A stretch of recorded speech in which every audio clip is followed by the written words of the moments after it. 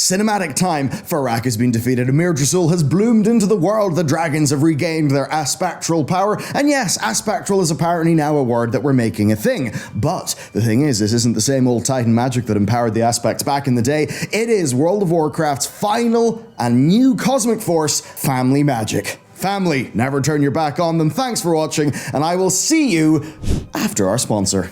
Raycon, get an early start on the holiday sales by shopping Raycon's early Black Friday sale today. Go to buyraycon.com/bellular where you can get 20 to 50% off site-wide. Now, I've been using these, the everyday earbuds, for absolutely ages, and Raycon have actually recently expanded into home and power tech. I actually especially like their PowerPad Pro, real sleek, nifty thing. Going back to these though, the everyday buds, they look, they feel, they sound fantastic. They're super comfy. They don't have big dangly stems coming out of your ear. They stay in super solid all day, and man, the battery life. They've got 8 hours of playtime and 32-hour battery life, which is so much more than I'm used to, and it means that I can get through the full workday easy. They're the features that I want at often half of what the comparable buds from other brands cost, and with their premium water sweat resistant build, it's good to know they'll handle the delightful Northern Irish weather. Recently I've been walking about the place, getting into audiobooks more, and even then, like when you're listening to something that's like 4 or 5 hours long, a few chunks throughout the day, you actually do notice how good the 8 hours of playback is compared to the rest. They come with the wireless charging case, cable, 5 pairs of silicone tips, so that you get the perfect fit for the best possible passive noise isolation. You can go to buyraycon.com/bellular and get 20 to 50% off with their early Black Friday sale. Okay, so you probably wanted a full video, I guess, right?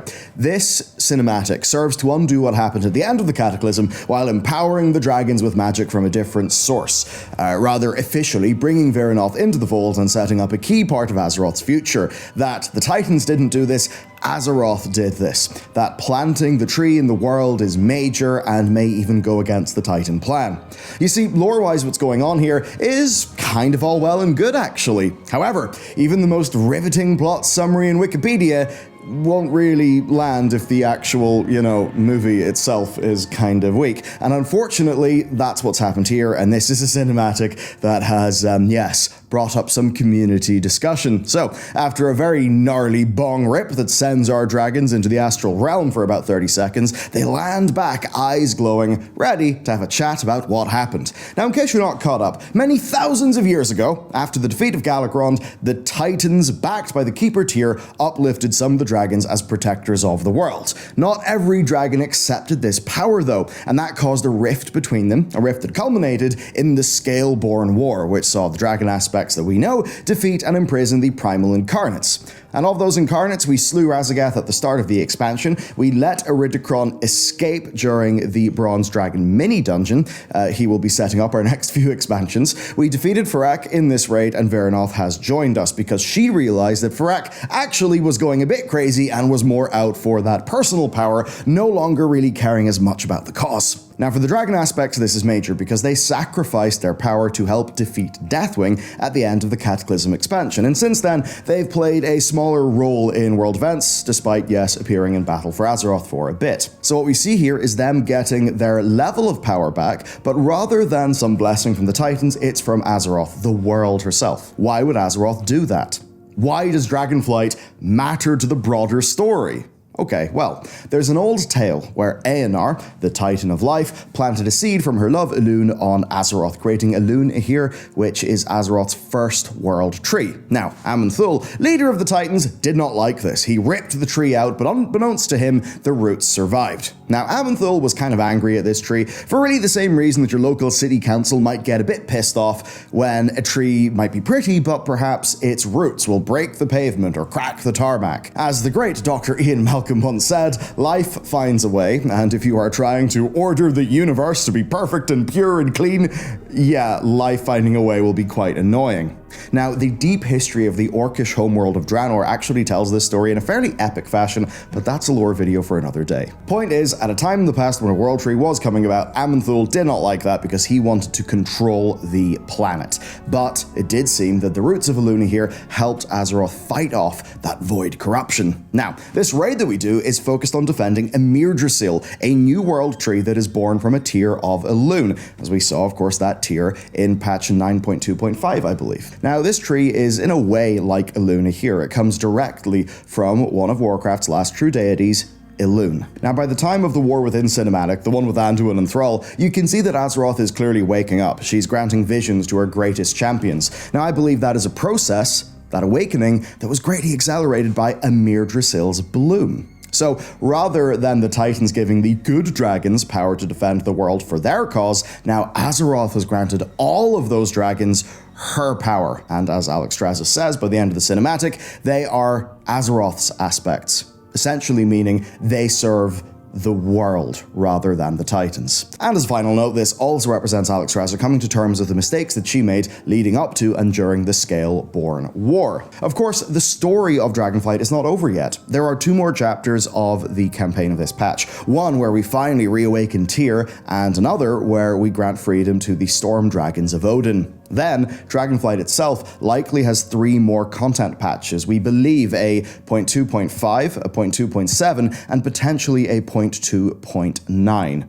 So, lore-wise, I think this is all fairly reasonable. There are a few quirks I'll point out later, but it does basically make sense, especially if you've read the lore book detailing the story of Eluna here. The problem is that was in a lore book that I would say barely 1% of the player base have found and are likely not aware of. So if you didn't read that lore book, a lot of this will be kind of lost on you and it won't really make that much sense. Then, as for the cinematic itself, as I tweeted, it feels rather like a fantasy Paw Patrol. Not to be mean to Paw Patrol. Alright, so no shade to Paw Patrol, basically here's what I was getting at. In a lot of children's media, you kind of understand that your audience isn't media literate yet, because they're literally children. So they take things rather literally. That means that you're not really relying on subtext and implication, you're very much just telling the audience something. So they kind of mess that up. A lot of the subtext isn't subtext, it's just spoken to the camera by characters. The other problem is one called show don't tell. It's one of the most basic tenets of screenwriting, and this cinematic very much violates it. So let's work out what the problems are and then rewrite the cinematic to be something that tells the same story, but in a far more effective fashion. Here then we see the dragons coming together, finally finding victory after overcoming their differences. We already know all this going into this scene. That's kind of like the subtext, I suppose. Our problem here, though, the dragons suddenly stop being characters. They far more just look at the camera and explain the meaning of the scene that they are in a way that feels very plain, straight, boring, dull, and stiff. Even how it's animated is hilarious because it's like the penny drops as to what it's all about for Alexstrasza halfway through the cinematic, where she finally realizes what's going on and then tells us about it. But the thing is, rather than action showing us how they are a family now, she and Caligos merely just tell us that they're family. Of course, having followed the story, we already know all of this. The same goes for the blessing from Azeroth, though the supporting lore obviously was not properly included in the game's A-plot, which was a major mistake. And obviously that's a major blunder considering how essential that lore is to this cinematic and to the upcoming World Soul saga. So, basically, they're afraid to let the subtext be subtext, and rather than show, they just tell. It feels like the audience are treated as if they have the reading age of literal children. They also fail in something that I'm going to start calling magical telepathic speeches. I don't really know how to properly explain it, but have you noticed the dialogue is very unnatural? It feels very forced. It's as if it's all one long speech, but different characters are just, speaking like one line each. It feels bizarre. It's so focused on telling us what's going on, trying to spread that information across the speech time of its cast of characters, that those characters don't really feel much like they're talking to each other. It's like they deliver their line and then yield the floor to someone else. Now, I will say there's one line that I think truly does work here, and it's from Abyssian. I felt her presence, it was beautiful. Now, in a way, this is us getting some info, but it's info we already know via Viranoth. The point is that rather than telling us what's going on, he's telling us how he feels. and some of that is being shown to us via the strong vocal performance and the animations. That's why, of all the moments in this cinematic, I think this one with Ebonhorn is the bit that actually works. Then going to that moment where Alexstrasza says, I understand, and then just explains the plot about coming together as a family. Again, what is explained makes sense. The problem, though, is that it feels aged down to the media literacy of a child, and there's a very, very stiff vocal performance. And that is something that I think has really plagued the character of Alexstrasza throughout this expansion and made it quite hard to connect with her. So in total then, we just see the dragons explaining what's happening and a little bit of why. We're told everything, shown very little, and we're forced to endure some of the worst, least natural dialogue that I've witnessed in a long time. Look, I'm not asking for this to be like a Ken Loach movie with, very naturalistic dialogue, but I do want these characters to start feeling like characters. For me, the bit of it that's rather painful is that this can be contrasted with the dialogue in the recent War Within cinematic, and it is an absolute night and day difference, where that cinematic is a goddamn masterpiece, and then you try to work out in your head, how did this come from the same company? Okay, let's rewrite the cinematic to make it work better. After being empowered, 30 seconds of the cinematic is spent explaining how this is not Titan magic, that rather it's Azeroth. Instead of showing that, Marithra and Abyssian just say it. Of course, this is a visual medium. If you want to make this exciting, what do you got to do? You've got to actually show.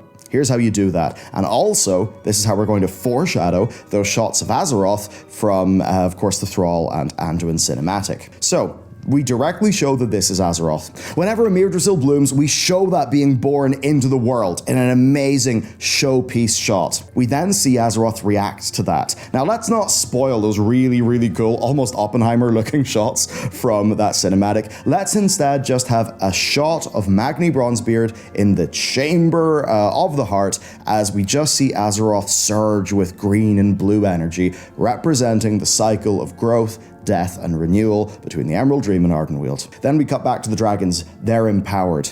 We pretty much have that same line, I feel her presence, it is beautiful, from Abyssian. However, the point is, we don't need to be told that it's Azeroth because we've just been shown how it is Azeroth via seeing the Chamber of her Heart and also the Speaker of Azeroth, Magni Bronzebeard. However, right as Abyssian says that, they hear the weakened grunts of Viranoth. They immediately run to her aid. I would have her be almost mortally wounded by Farak's axe towards the end of the fight. My objective here is that we've just seen a mythic thing happen with Azeroth, but seeing that Viranoth is in trouble, for the characters, they immediately forget about that and rush to her aid. That shows us how they care for each other like family without us having to be told that through the dialogue, right? So even though they're overwhelmed with this power they've been granted, they immediately snap out of it and rush to Viranoth's aid. You have Alexstrasza's composure break. She is distraught. Obviously, knowing the lore from War of the Scaleborn, her and Viranoth were very, very close. And while things look dire, Marithra and Alexstrasza are actually able to mend Viranoth's wound, perhaps drawing some shadow flame out of it. You would maybe have Alexstrasza take a particular lead with this, and perhaps drawing that shadow flame out maybe impacts Alexstrasza, leaving her weaker, lightheaded. Overcame in the moment, have Alexstrasza falter to the ground. Viranoth, who has a modicum of her strength return, then musters what little energy she has to catch Alexstrasza in an embrace. In pain, both of them, weakened in the moment, rather overwhelmed, Alexstrasza begins to say, I'm sorry, given all of their history, have Viranoth cut her off, saying something to the effect of, I know. And then just let the moment lie. There are some things that are better to be felt but unsaid, and you can achieve that by a very strong vocal performance, which we know Blizzard can get, and the physical performance crafted by the animators, which we know they can do. Then to follow up this rather emotional sort of showpiece moment, we then return to the other dragons, because for them the penny is dropped. And this is where I might have to do a little bit of telling rather than showing, but I think we can tie it together with what actually makes the characters unique. You would have Abyssian, who of course, being a black dragon, has a deep connection to the earth, comment how he's never felt Azeroth like this. Then Nosdormu, his vision returned to him, can say something to the effect of this not being the future that he's been charged to protect. But not in a way where he's angry, more one where he's confused. Another character cuts him off. Nosdormu, this feels right. And then have Nosdormu simply say, it does. And that is what would drive home the plot development that Nosdormu had in patch 10.1.7 in the questline with Chromie and Eternus. Then for our last line, Alexstrasza looks back up to the other dragons. Maybe she says, Nosdormu, Are the Tears Guard ready? He says they are, and then you basically end it. Overall, I don't think what I've just said is perfect. As I said, it is literally off the top of my head. I do think, though, it's significantly better by following some of the most basic tenets of screenwriting. But what it mostly is an iteration over Blizzard's idea. And this, to me, is the most important thing, because I think they could get to what I just said, or something better than what I said, with a few more iterations over their idea. So to me, this screams of being the most first draft of first drafts, as if they barely had any time to throw this thing together. And being real, this is how I felt about much of Dragonflight's live narrative content. And I suppose I'm left with a few things to ponder. I mean, the Oathstones, were they relevant? What's going on with them? What's up with the Mother Oathstone? Has the plotline changed? Are they no longer needed? Yeah, that's like one of my main thoughts. Also, it's kind of interesting, like Emir Drasil is now, there in the Dragon Isles. That seemingly is where a lot of the Night Elves are going to shack up. The idea that Kalimdor may not be a Night Elf place is worrying to me, and I would certainly like to know what's going on there, because really the Night Elves just kind of leaving Ashenvale and all those places behind doesn't sit right with me. Anyhow, my last thought is that basically we know Blizzard is capable of really good emotionally intelligent storytelling, as we've seen with a bunch of the Starfang stuff, and of course the Anduin and Thrall cinematic that we saw at BlizzCon. This is a massive step back from that, and ultimately the World Soul Saga is being pitched to us in narrative terms. It is extremely important, therefore, that they get cinematics like this right, because people have no faith in World Soul Saga if this is how it is told, because this is bad. And to make the track record clear, almost every cinematic they've done in the last few years has been disappointing compared to their prior output. Like, it really is fairly bad. Those Bronze Dragon ones fell into many of the same pitfalls that this one has. Even the way Emir Drasil, like, we only found out Emir Drasil's name because it was dropped in a teaser at the end of a patch. It wasn't actually told to us in-game. So the narrative cohesion in Dragonflight has actually been awful. It has truly been some of the worst that they've ever done, even though there are actually there's loads of really good lore in this expansion. It's just the storytelling has been rubbish, and the cinematics have been rubbish. I think when people are talking about, friendship, sunshine, roses, and all that, and, I've done that as well. For me, like, there's people who saw the Anduin cinematic, they're like, oh my god, Anduin's crying. Now, in my head, it's like, no, this is a really good representation of Anduin's trauma. We can see him overcoming that. It's emotionally intelligent. These characters are, like, it was just so strong. It wasn't saccharine. It felt emotionally truthful.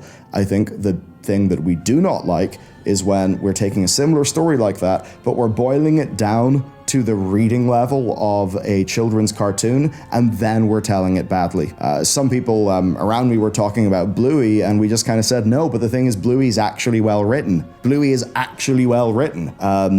It's not even fair to say that this is like they watched too much Bluey, because Bluey is good. So I think that's it. They need a serious rethink of whatever production process leads to work of this quality. Work of this quality is quite simply not befitting of professional adults, and that's that, okay?